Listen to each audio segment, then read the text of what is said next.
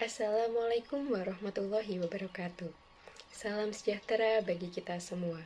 Om Swastiastu, Namo Buddhaya, salam kebajikan. Sebelumnya, perkenalkan saya Destiana Nurrahayu dari Pendidikan Sejarah Fakultas Ilmu Sosial Universitas Negeri Yogyakarta, Angkatan 2019. Di sini, saya akan mempresentasikan atau sedikit memaparkan mengenai tugas kuliah saya pada mata kuliah Historiografi Indonesia. Pada kesempatan kali ini, saya akan mereview dan menganalisis buku yaitu Engineers of Happy Land atau Perkembangan Teknologi dan Nasionalisme dari Sebuah Koloni. Sebelum memasuki pada inti buku, marilah kita mengulas sedikit identitas buku tersebut. Dengan judul Engineers of Happy Land atau Perkembangan Teknologi dan Nasionalisme di Sebuah Koloni yang ditulis oleh Rudolf Mrazek, diterbitkan oleh Yayasan Obor pada tahun 2006.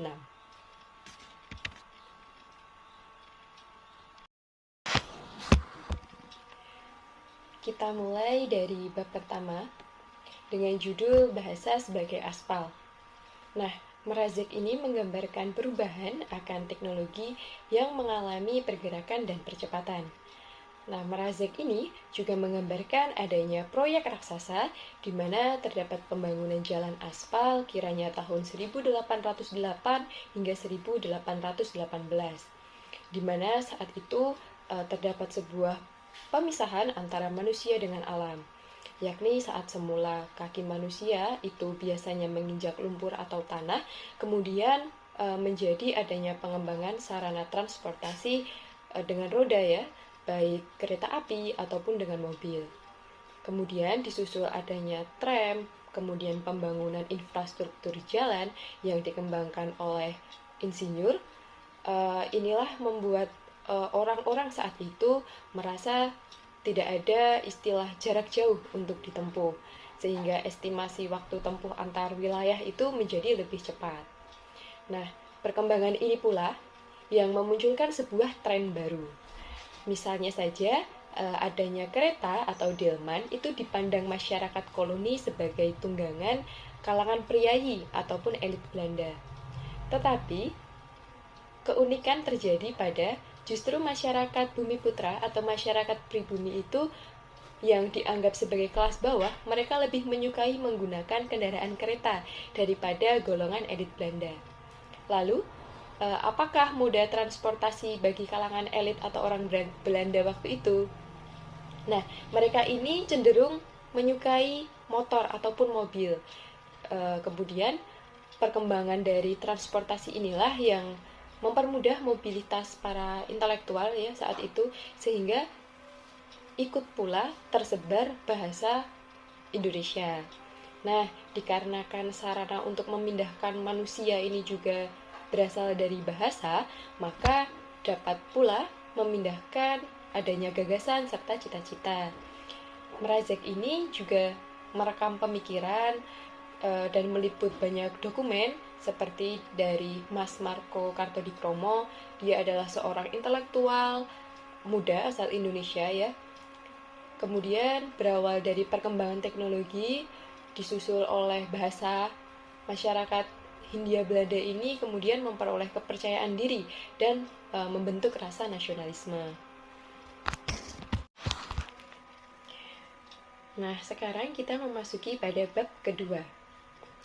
Mrazek itu mengawali bab kedua dengan judul Menara-Menara, di mana suatu pertumbuhan penduduk Hindia Belanda yang teramat pesat kala itu menjadi suatu permasalahan tersendiri. Nah, banyaknya bangunan tinggi yang menjulang ke langit, yang berdiri di tengah kota, itu diibaratkan menjadi bangunan berjangkar yang tidak dapat dipindahkan, sehingga secara tidak langsung itu mengikat manusia atas dasar budaya. Nah, teknologi mengenai arsitektur ini kemudian tercipta dari sebuah inovasi dari petinggi-petinggi kolonial kala itu, yakni bangunan yang dapat berpindah. Bangunan yang dapat berpindah ini merupakan kombinasi dari gaya Romawi, Renaissance Belanda, hingga kerajaan Dan dari situ pula itu menjadikan sebuah gaya hidup Hetzlerlich. Nah, banyak pula ditemukan dokumen mengenai penjelasan historis arsitektur dan tata kota yang hanya digunakan sebagai tempat tinggal sementara. Kemudian, berpijak pada konsep Bridgeford dan Trackers, itu memotivasi makna hidup yang luas sehingga penduduk pribumi itu lantas mengikuti model bangunan arsitektur Eropa Hindia Belanda dan terciptalah kota modern. Nah, akibat urbanisasi yang merajalela saat itu menjadikan masyarakat ini tidak memperhatikan masalah irigasi. Masyarakat ini mayoritas hanya membangun bangunan tanpa mendirikan kamar mandi. Contohnya saja itu di Jawa ya, terdapat pergeseran fungsional rumah gaya Jawa, yakni tanpa adanya ruang keperluan batiniah. Nah, kalau seperti itu berarti dapat pula diambil kesimpulan bahwasanya hilangnya ruh gagasan pribumi. Seperti itu. Nah, selanjutnya kita akan memasuki bab ketiga. Pada bab ini, buku ini mengulas teknologi yang membantu manusia dalam kerja indera penglihatan manusia itu sendiri, yaitu alat optik dan juga kaca. Nah, sebenarnya tidak hanya melihat teknologi optik dan kaca, karena teknologi ini sebenarnya juga menyumbang andil yang besar dalam perkembangan sekolah kedokteran Hindia Belanda. Karena dengan adanya mikroskop itu juga membantu penyelidikan bakteri maupun virus kala itu. Sehingga semuanya tidak hanya menawarkan penglihatan, namun juga penyelidikan, hingga kemudian dibangunlah suatu observatorium di Hindia Belanda.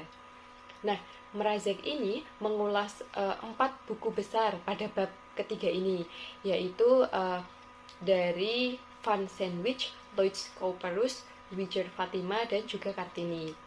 Nah, hasil perkembangan pada masa itu berpengaruh besar pada masa kini ya, yakni visualisasi foto, contohnya. Kemudian pada masa itu sudah dikupas pula teknologi fotografi dan daktiloskop. Daktiloskop itu alat pendeteksi sidik jari. Selebihnya ya pada upaya perluasan jaringan listrik, seperti itu pemerintah kolonial ini membangun jaringan listrik besar tanpa memperhatikan anggaran, karena mereka menuntut standar kemewahan gaya Eropa. Nah, padahal kan kondisi demografi di Hindia Belanda ini belum cocok atau belum mendukung atau belum layak untuk menunjang hal-hal tersebut. Maka yang terjadi ialah beban tarif listrik di Hindia Belanda saat itu ialah yang paling mahal di dunia. Seperti itu.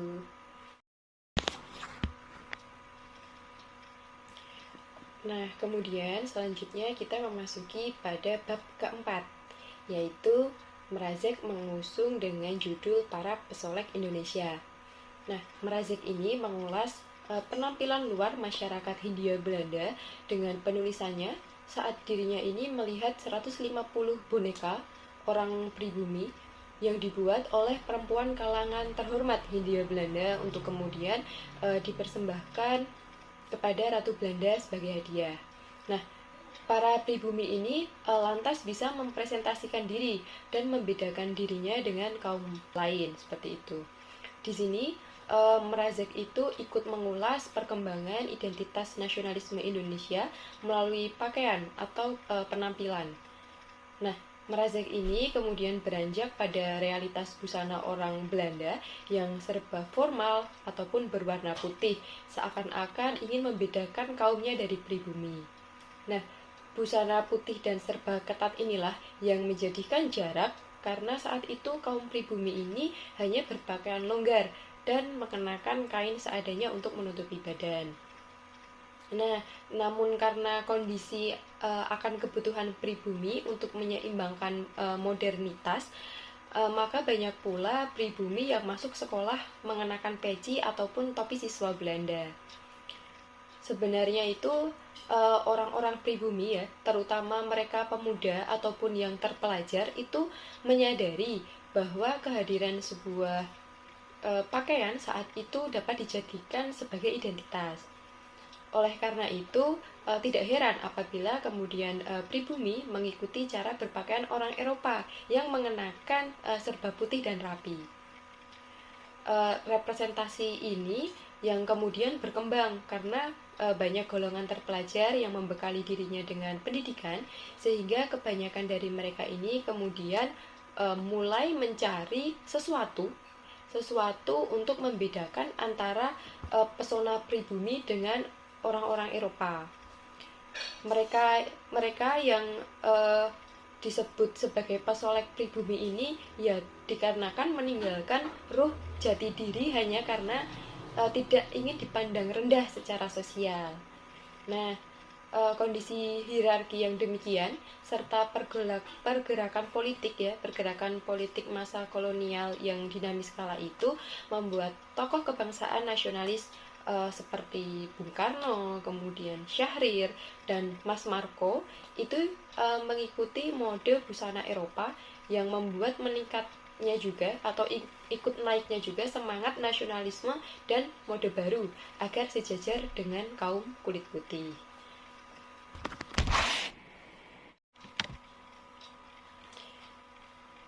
Oke, selanjutnya kita memasuki bab kelima, yakni mengulas teknologi auditif.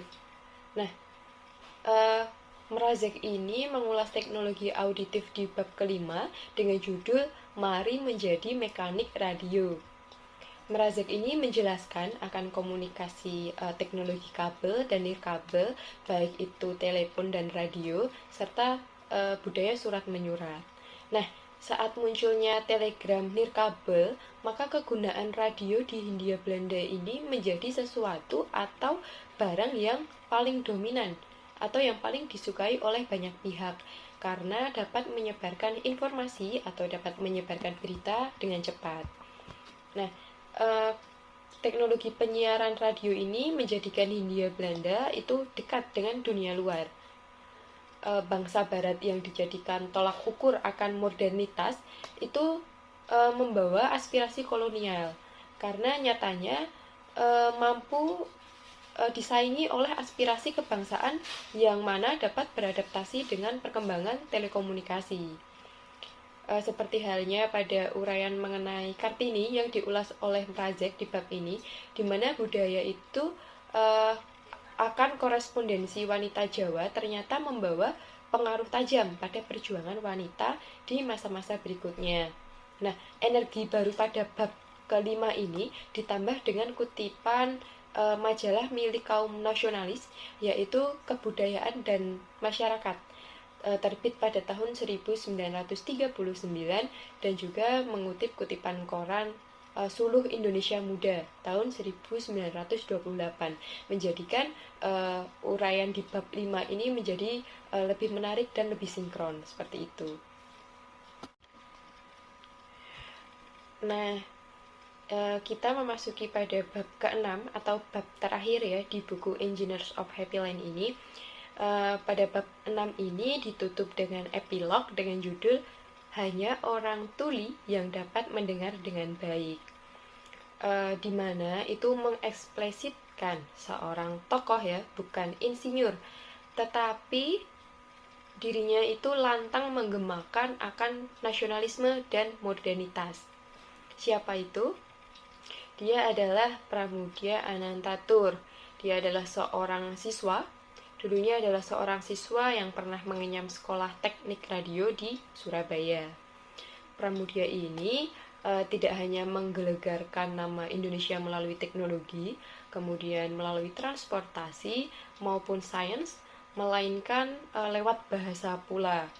Nah, andil Pramudia Anantatur dalam mengangkat citra Indonesia yang terluka dalam memperjuangkan kemerdekaan, kemudian menyiratkan bahwa sejatinya dalam membangun sebuah bangsa ini terletak pada kunci di mana orang ataupun masyarakat itu haruslah merdeka dan juga mempunyai martabat.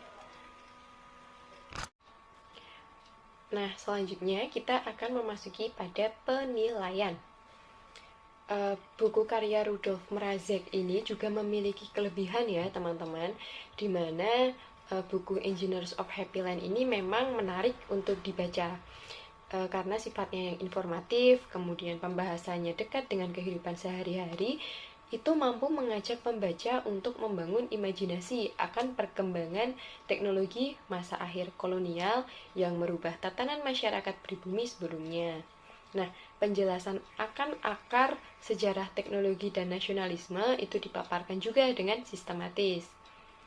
Mrazek ini kemudian juga mengutip banyak kejadian dan beragam sumber yang telah dipublikasikan, sehingga memang agaknya referensi yang digunakan oleh Mrazek ini cukup kuat dalam menggambarkan perkembangan teknologi dan nasionalisme. Kemudian di dalam buku ini juga terdapat penambahan ilustrasi foto yang menambah daya tarik tersendiri karena bukan hanya berbentuk animasi. Kemudian buku ini memang layak untuk menjadi rekomendasi bacaan bagi khalayak umum. Nah, di lain sisi, buku ini juga memiliki kekurangan. Nah, buku ini merupakan buku terjemahan ya teman-teman, sehingga terkesan kaku dalam penggunaan ejaan. Tidak dipungkiri apabila terdapat tata bahasa yang tidak serasi dengan narasi. Karena buku ini merupakan buku bahasa Inggris, kemudian bukunya diterjemahkan ke dalam bahasa Indonesia, artinya buku ini memang tidak yang cocok atau ya tidak mempunyai kata yang mudah dipahami oleh pembaca, sehingga pembaca ini memang harus membaca beberapa kali untuk dapat memahami arti sebenarnya. Nah, kelemahan isi buku dari cara pandang Mrazek ini ialah Mrazek ini menyikapi akan hadirnya nasionalisme di kalangan pribumi itu hanya datang dari cara pribumi menanggapi teknologi. Padahal sebenarnya pribumi ini dalam buku Engineers of Happy Land ini kan hanya mengadopsi teknologi Eropa tanpa diimbangi oleh skill dan kecerdasan seperti itu. Jadi Mrazek ini kurang menggali dari banyak sisi atau kurang melihat dari banyak sudut pandang bagaimana cara pribumi ini menanggapi teknologi kala itu. Baik, sampai di sini dulu yang dapat saya sampaikan. Apabila ada pertanyaan maupun saran ataupun komentar lainnya, dapat dituliskan pada kolom chat komentar di bawah ini. Nah, sampai bertemu pada presentasi saya berikutnya. Kurang lebihnya mohon maaf. Akhirul kalam. Wassalamualaikum warahmatullahi wabarakatuh.